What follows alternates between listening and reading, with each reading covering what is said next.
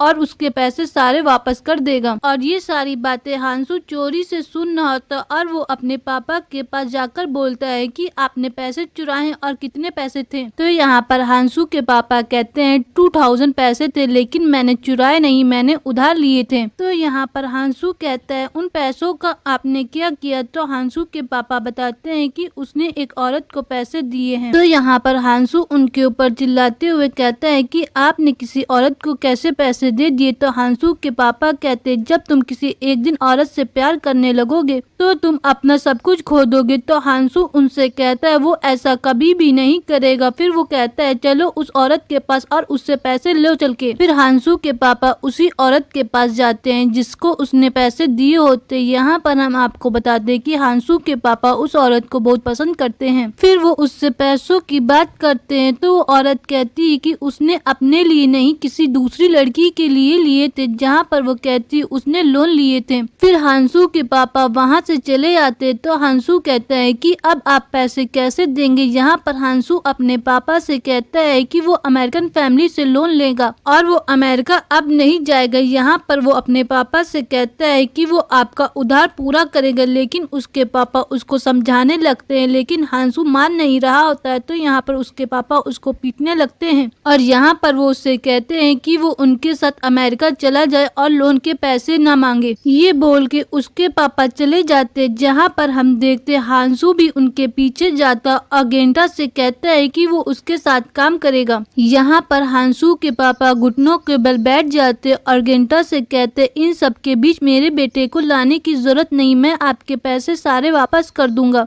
फिर हांसू के पापा कहते मैं आपके साथ ओवर टाइम काम करूंगा और आपके सारे पैसे वापस कर दूंगा। तभी वहाँ पर हांसू भी घुटनों के बल बैठ जाता और कहता है मेरे पापा को माफ कर दिए, मैं आपके सारे पैसे वापस करूंगा, मुझे आप काम पर रख लीजिए। तभी वहाँ पर अचानक से चीजें हिलने लगती और वहाँ पे अर्थक्वेक आ जाता है, जहाँ पर हम देखते हैं बिल्डिंग गिरने लगती और सभी लोग उसके नीचे आने लगते हैं। जैसा पिछले ही एपिसोड में हमने बताया ये कहानी रियल लाइफ पे बेस्ड है। तो उस टाइम जापान में 1 सितंबर 12:10 पे अर्थक्वेक आया था और 7.9 उसकी तीव्रता थी। इसके बाद हम देखते हैं हांसू यहाँ पर अपने फादर को बचाने की कोशिश करने लगता है। यहाँ पर हम देखते हैं हांसू के फादर अपने बेटे को बचाने की कोशिश करने लगते हैं। फिर ऊपर से एक रॉड गिरता है, जहाँ पर हम देखते हैं हांसू के फादर की मौत हो जाती है और हांसू वहाँ पर रोने लगता है और 10 एपिसोड हमारा यहीं पे खत्म हो जाता है। हम बात करेंगे पचिंको के 11 एपिसोड के बारे में। एपिसोड के स्टार्टिंग में हमें वहीं से दिखाया जाता है 1923 योकोहामा का दिखाया जाता है, जहाँ पर हम देखते हैं अर्थक्वेक आया हुआ होता है। हांसू के पिता की मौत वहीं पर हो जाती है, लेकिन हांसू वहाँ से नहीं निकल रहा होता है। तभी हम देखते हैं गेंटा उसको बाहर लेकर आता है। हांसू बहुत घबराया हुआ होता है तो अर्थक्वेक फिर से आने लगता है, तो गेंटा उसको खींच कर फील्ड पर ले जाता है। हांसू बहुत परेशान होता है और वो रो भी रहा होता है क्योंकि उसके पापा की मौत हो चुकी होती है। वहाँ पर वो फील्ड में सभी को देख रहा होता है। हांसू बहुत रो रहा होता है और गेंटा से कहता है कि आपने मेरे पापा की जान ले ली, आपने उनके गौरव को ठेस पहुंचाई। यहाँ पर गेंटा खड़ा हो जाता और हांसू को भी पकड़ कर खड़ा करता है, लेकिन हांसू उसकी बातें नहीं सुन रहा होता और वो बैठकर वहीं पे रोने लगता है। तो गेंटा उसे कहता है, तुम्हें लगता है तुम्हारे पापा की अकेली ही जान गई है, मेरी फैमिली भी नहीं मिल रही है। यहाँ पर वो उसको फील्ड पे खड़ा करता और कहता है कि देखो यहाँ पर कितने लोग अनाथ हो चुके हैं। जहाँ पर हम देखते हैं सभी लोग रो रहे होते और किसी की फैमिली, किसी के माँ बाप नहीं मिल रहे होते। तो गेंटा हांसू से कहता है, तुम्हें दिखाई दे रहा है यहाँ पर बहुत लोग अनाथ हुए हैं, ये एक ऑर्फनेज बन चुका है। फिर गेंटा कहता है, मुझे अपनी फैमिली को ढूंढना और तुम्हें भी अब एक नई लाइफ देखनी चाहिए। ये बोलकर गेंटा वहाँ से चला जाता है अपनी फैमिली को ढूंढने के लिए। इसके बाद हम देखते हैं हांसू उसी अमेरिकन फैमिली के पास जाता है, जहाँ पर हम देखते हैं वो लोग अपना सारा सामान पैक करके जाने की तैयारी कर रहे होते हैं। तभी वो लेडी हांसू को अपनी एक ज्वेलरी पहना देती है और उसको चलने के लिए कहती है।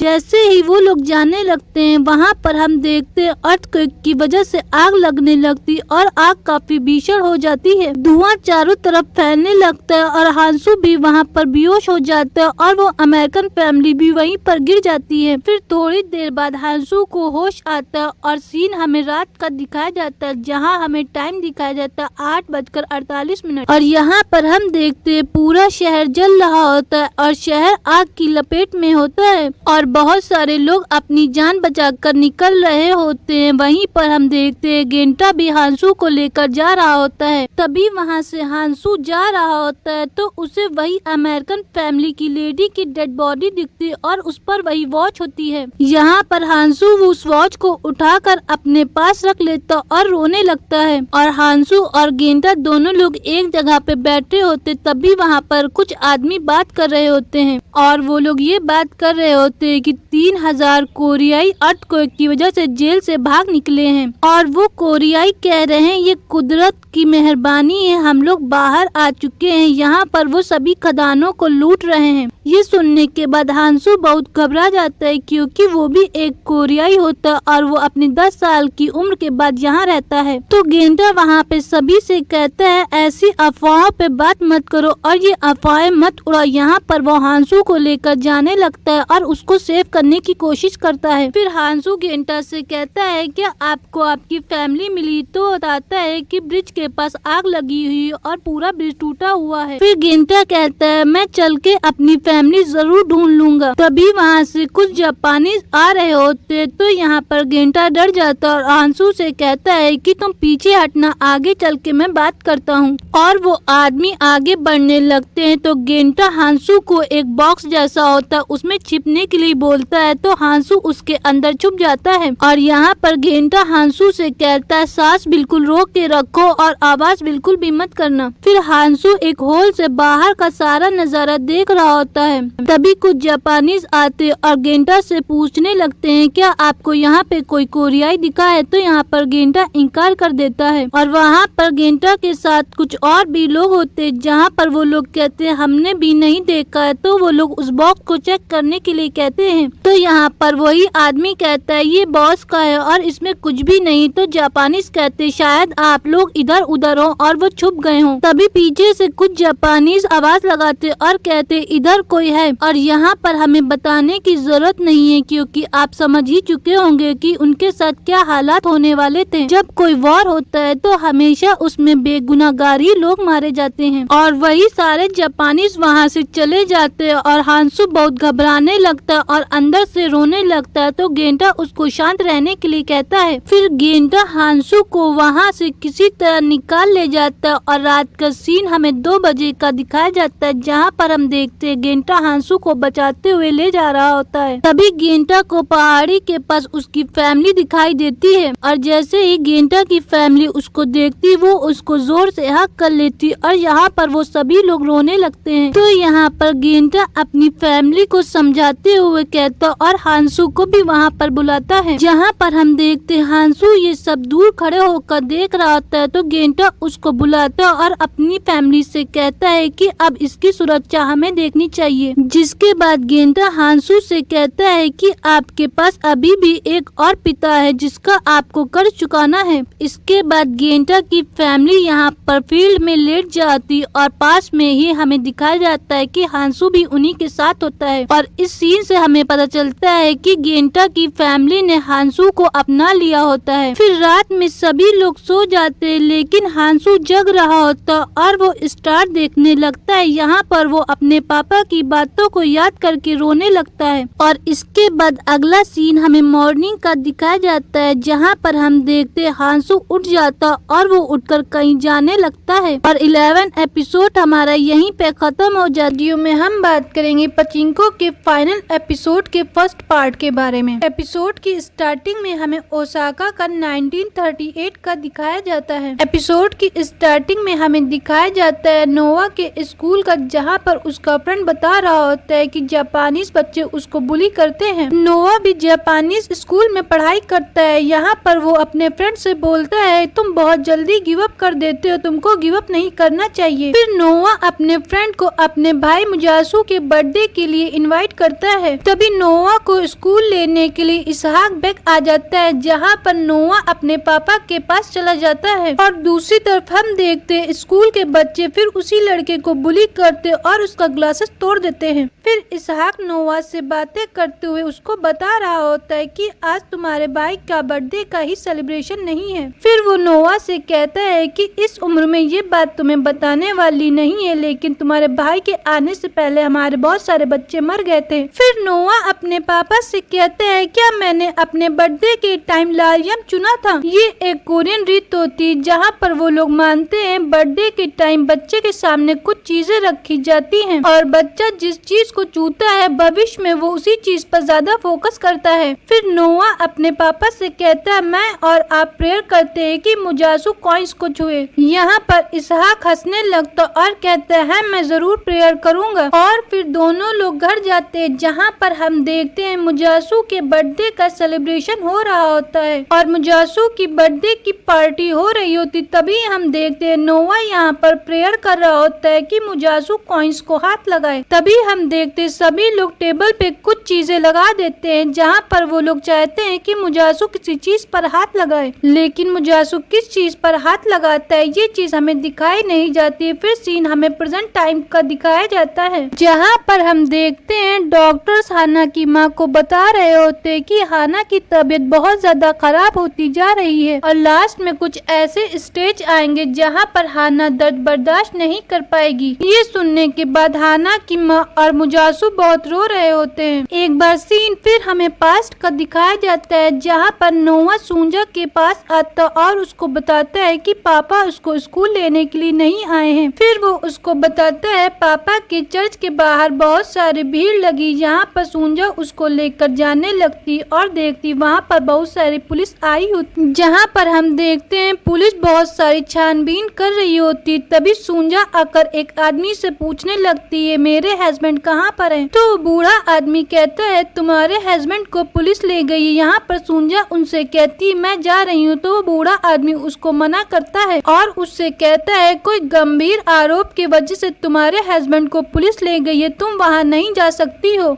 फिर वो उसको बताता है कुछ पॉलिटिकल केस के बारे में बातें कर रहे हैं। तभी हम देखते हैं सूंजा नोआ से कहती जाकर अपने अंकल को बता दो ये सारी बात और उनको यहाँ पर लेकर आओ। तो हम देखते हैं नोआ अपने अंकल योसेफ के पास जाता है, जहाँ पर हम देखते वो एक बेकरी में काम करते। तभी वो नोआ को देखते हैं, जहाँ पर नोआ बताता है कि पापा को पुलिस ले गई है और माँ आपको बुला रही है। तो योसेफ उससे रुकने के लिए बोलते हैं और कहते हैं मैं अपने बॉस को पूरी बात बताकर तुम्हारे साथ चलता हूँ। और नोआ वहीं रुके रहता है। फिर सीन हमें प्रेजेंट टाइम का दिखाया जाता है, जहाँ पर हम देखते हैं सोलोमोन से बातें करने के लिए उसके पापा आते हैं। यहाँ पर मुजासू सोलोमोन से कहते हैं ये कैसे हो सकता है, उस औरत ने डील कैसे कैंसिल कर दी। तो सोलोमोन उसको बताता है कि मैंने ही उससे कहा था। ये सुनने के बाद मुजासू उससे कहते हैं तुम ऐसा कैसे कर सकते हो। तो यहाँ पर सोलोमोन कहता है मुझे भी नहीं पता। तो मुजासु उससे कहता है तुम अमेरिका चले जाओ। तो सोलोमन कहता है मेरा वीजा कैंसिल हो गया है क्योंकि कंपनी मुझे स्पॉन्सर कर रही थी और मुझे कोई काम नहीं दे रहा है, सिर्फ एक ही इंसान है जो मुझे काम दे रहा है। तो यहाँ पर उसके पापा पूछते हैं कौन है, तो बताता है योशी है। फिर सोलोमन बताता है कि वो पचिंको के साथ डील करना चाहता है। ये सुनने के बाद मुजासु उसको मना करते और कहते हैं तुम उसके साथ डील नहीं कर सकते क्योंकि उसके खून में उसके दादा का खून बह रहा है। जैसा उसका दादा चाहता था कि उसके पोते के अंदर उसका ही खून हो वैसा ही हुआ। और फिर यहाँ पर मुजासु कहते हैं तुम उसके साथ डील नहीं करोगे। तो सोलोमन कहता है मैं उसके साथ डील जरूर करूंगा और आप मुझे नहीं रोक सकते। फिर सीन हमें पास्ट का दिखाया जाता है जहाँ पर योसेफ पुलिस वालों से मिलने जाता है और पुलिस वालों से बातें कर रहा होता है। तो सुंजा को जापानी समझ में नहीं आती। यहाँ पर नोआ उसको बता रहा होता है कि अंकल पुलिस वालों से कह रहे हैं कि पापा निर्दोष है, लेकिन पुलिस वाले नहीं छोड़ रहे हैं। तभी सुंजा वहाँ से जाने लगती और उसकी नजर एक लेडी पे पड़ती है। फिर बाहर आने के बाद योसेफ सुंजा से कहता है कि वो अपने बॉस से बात करके सारी बात बताएगा। तो सुंजा उससे कहती क्या वो मेरी मदद करेंगे। तो योसेफ कहता है तुम लोग घर जाओ और ये बोलकर वो चला जाता है। तभी सुंजा को वही लेडी दिखाई देती है। यहाँ पर वो उसको रोकती है। फिर सुंजा उनसे कहती है आपके हस्बैंड यहाँ पर कब से बंद है। तो वो लेडी कहती मेरे हस्बैंड नहीं, यहाँ पर मेरे देवर हैं। तो वो लेडी सुंजा से कहती है आपके हस्बैंड कब से बंद है। तो सुंजा उनको बताती है कि आज ही वो सुबह यहाँ पर चले गए हैं और उनको कोई गलत फहमी हुई, मेरे पति एक पास्टर हैं। ये सुनने के बाद वो लेडी बताती है कि आपके पति यहाँ पर युद्ध की तैयारी करने के लिए कमर कस रहे थे। फिर वो उनको बताती है तुम्हारे पति श्रमिकों को अधिक वेतन दिलाने के लिए एक योजना बना रहे थे। पहले लोग उन पर शक करते थे लेकिन उन्होंने बहुत सारे लोगों के दिल जीतने लगे और लोग उनके साथ काम करने लगे। तो सुंजा उनसे कहती क्या मेरे पति ने सच में ऐसा किया है। तो वो लेडी कहती हाँ उन्होंने किया है। फिर अगले सीन में हम देखते हैं योसेफ अपने बॉस के पास जाता है और उसको घटना बताता है। तो उसके बॉस कहते हैं कि वो उसको काम पर नहीं रख सकते हैं। यहाँ पर बॉस योसेफ से कहते हैं सभी लोग तुम्हारी इज्जत करते हैं लेकिन तुम्हारे भाई की वजह से तुम अपनी नौकरी खो रहे हो क्योंकि लोगों को पता है कि वो तुम्हारा खून है, तुम उससे अलग हो, लेकिन फिर भी सब इल्जाम तुम्हारे ऊपर ही आएगा और लोगों पर गलत इफेक्ट पड़ेगा। ये बोलने के बाद वो उससे कहते हैं कि वो तुमको नौकरी पे नहीं रख सकते। फिर सीन हमें प्रेजेंट टाइम का दिखाया जाता है जहाँ पर सोलोमन हाना से मिलने आता है। जहाँ पर हाना सोलोमन से कहती मैंने सपने में भी नहीं सोचा था कि मैं इस तरह मौत लूंगी, एक बंद कमरा जिसमें मैं घुटती रहूंगी और मेरा हवाई जाने का सपना कभी भी नहीं पूरा हो सकेगा। तो यहाँ पर सोलोमन उसको समझाने लगता है। तो हाना उससे कहती है तुम मुझसे एक वादा करो, मेरे मरने के बाद मेरी माँ का ख्याल रखोगे। तो यहाँ पर सोलोमन उससे वादा करता और कहता है कि हाँ मैं तुम्हारा और तुम्हारी माँ का दोनों का ख्याल रखूंगा। फिर अगला सीन हमें पास्ट का दिखाया जाता है जहाँ पर वही लेडी सुंजा को लेकर एक जगह पर आती है जहाँ पर सुंजा देखती है कि एक आदमी और एक लेडीज होते हैं जो जापानीज में बातें कर रहे होते हैं। यहाँ पर हम देखते हैं नोआ उसको ट्रांसलेट करके बताता है क्योंकि नोआ जापानीज स्कूल में पढ़ा होता है। फिर वो बताते हैं कि इसहाक ने हमारे साथ प्लान किया था, हम लोगों ने सपना देखा थी कि कोरियंस और अदर कंट्री के मजदूरों को ज्यादा वेतन दिलाएंगे। फिर वो उनको बताता है कि इसहाक चाहता था कि ये खबर तुम लोगों को ना पता चले। तो सुंजा उनसे कहती है तुम दोनों राजा के खिलाफ काम कर रहे थे। ये सुनने के बाद सुंजा को गुस्सा आ जाता और वो कहती है कि मैं अपने पति को छुड़ाने जा रही हूँ। तो वो आदमी कहता है कि तुम्हारा पति अब नहीं छूट सकता क्योंकि उसके खिलाफ जासूसी की गई है। और तभी वहाँ पे पुलिस आ जाती है जहाँ पर हम देखते हैं वो सुंजा और नोवा को भी पकड़ लेती है। फिर सीन हमें प्रेजेंट का दिखाया जाता है जहाँ पर सोलोमन योशी के पास जाता है और फिर वो उससे कहता है कि वो पचिंको की डील की वजह से उसके पास नहीं आया है। यहाँ पर वो उसको बताता है कोलन और अबेसन के बीच 10 मिलियन का एक प्रोजेक्ट हुआ था लेकिन वो अब पूरी तरह से डूब चुका है।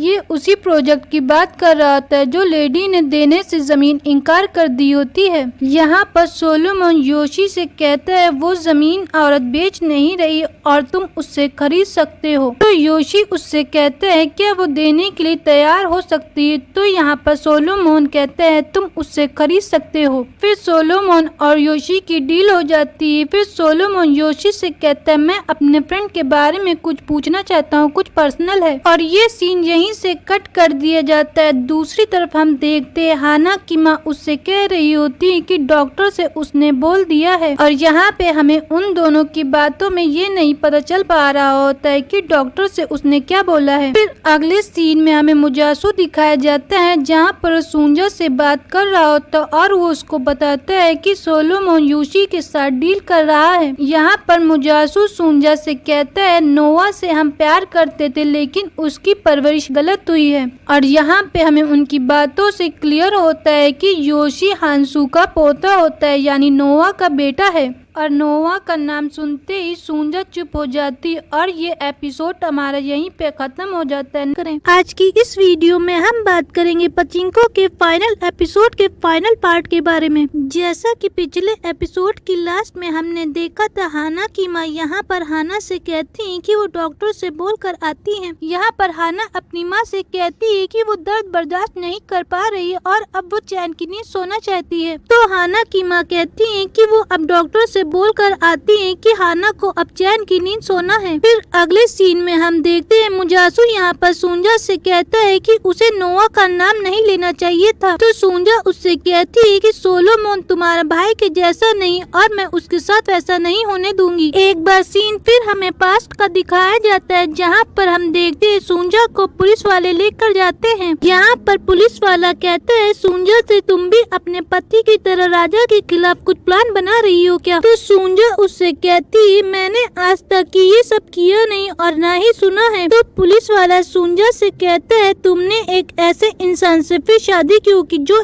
एक गिरोह बना रहा है? तो सुंजा उससे कहती है जिस इंसान से मैंने शादी की वो अच्छा हस्बैंड और अच्छा फादर और एक अच्छा इंसान है। और ये सारी बातें बोलने के बाद सुंजा बाहर जाती जहाँ पर वो देखती नोआ अकेले बैठा होता और वो उसके पास जाकर कहती हम लोग बाहर चलते हैं। अब फिर दोनों लोग बाहर जाने लगते हैं। तभी नोआ की नजर अपने डैड पे पड़ती जहाँ पर पुलिस वाले उसको लेकर दूसरी जगह जा रहे होते हैं। फिर नोआ अपने डैड से मिलने उनके पास जाता है लेकिन पुलिस वाले उससे मिलने नहीं देते और उसको लेकर गाड़ी से दूसरी जगह ले जाने लगते हैं। ये एक इमोशनल सीन होता है जहाँ पर हम देखते हैं नोआ अपने डैड के लिए भाग रहा होता है और इसाक बहुत रो रहा होता है। फिर सीन हमें प्रेजेंट कर दिखाया जाता है जहाँ पर डॉक्टर हेना को चैन की नींद सोने के लिए इंजेक्शन देते हैं और हाना की ऐसी हालत देखकर सभी लोग परेशान हो रहे होते और उसकी माँ बहुत रो रही होती है। तभी वहाँ पर सोलोमन आ जाता है जहाँ पर हम देखते हैं सोलोमन हाना का बेड लेकर रूम के बाहर जाने लगता है। सभी उसको रोक रहे होते हैं लेकिन हाना को रूम से बाहर निकलकर बहुत अच्छा लग रहा होता है क्योंकि वो ऐसे मरना नहीं चाहती थी एक रूम में बंद होकर। फिर सोलोमन हवाई की माला पहनाकर हाना से कहता है हवाई में तुम्हारा स्वागत है और ये बोलने के बाद हम देखते हैं हाना की मौत हो जाती है और इसके बाद सभी लोग रोने लगते हैं। सुंजा भी वहाँ पर खड़ी होती और वो सोलोमन की सारी हरकत देख रही होती है।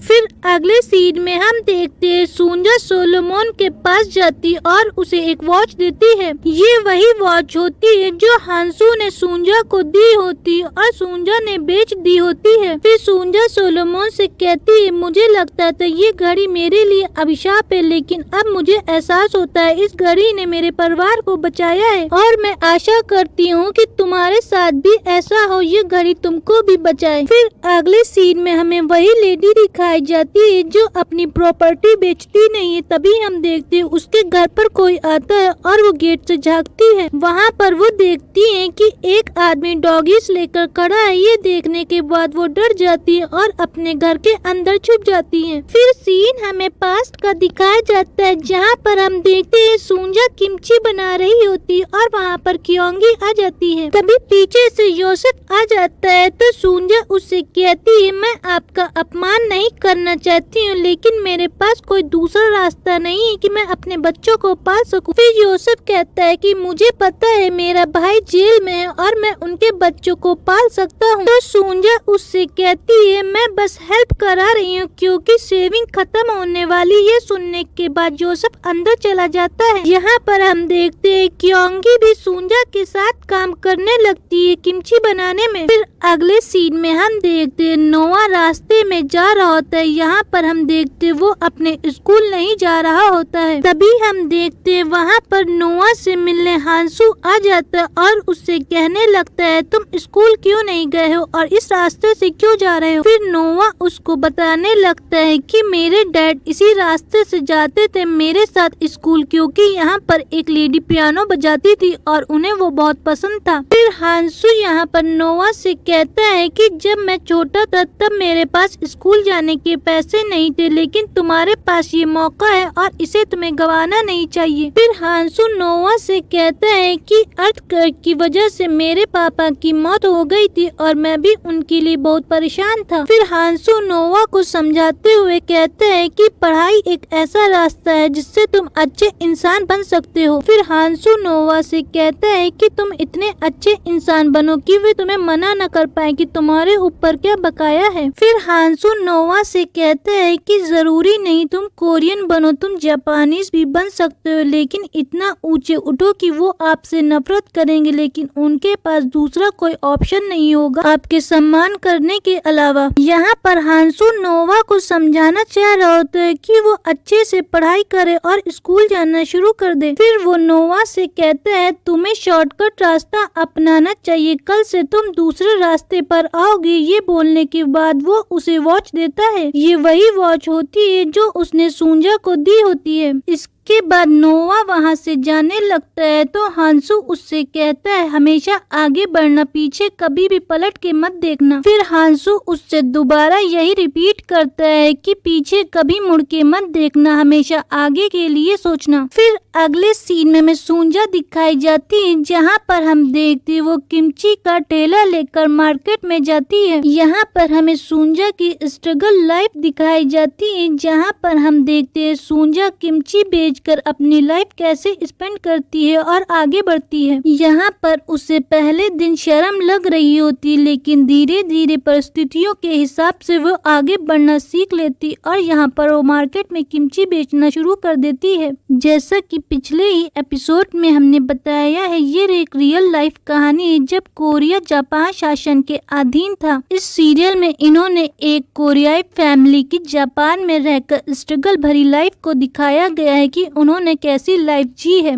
जब 2 मिलियन कोरियाई जापान के कॉलोनियल रूल के हिसाब से जापान में चले गए थे और उनकी स्ट्रगल भरी लाइफ को दिखाया गया है और फाइनल एपिसोड हमारा यहीं पे खत्म हो जाता है और बाकी वीडियो आपको डिस्क्रिप्शन बॉक्स में मिलेंगी। अगर आपको हमारी वीडियो पसंद आई तो लाइक करें, शेयर करें और सब्सक्राइब करना तो बिल्कुल भी ना भूलें।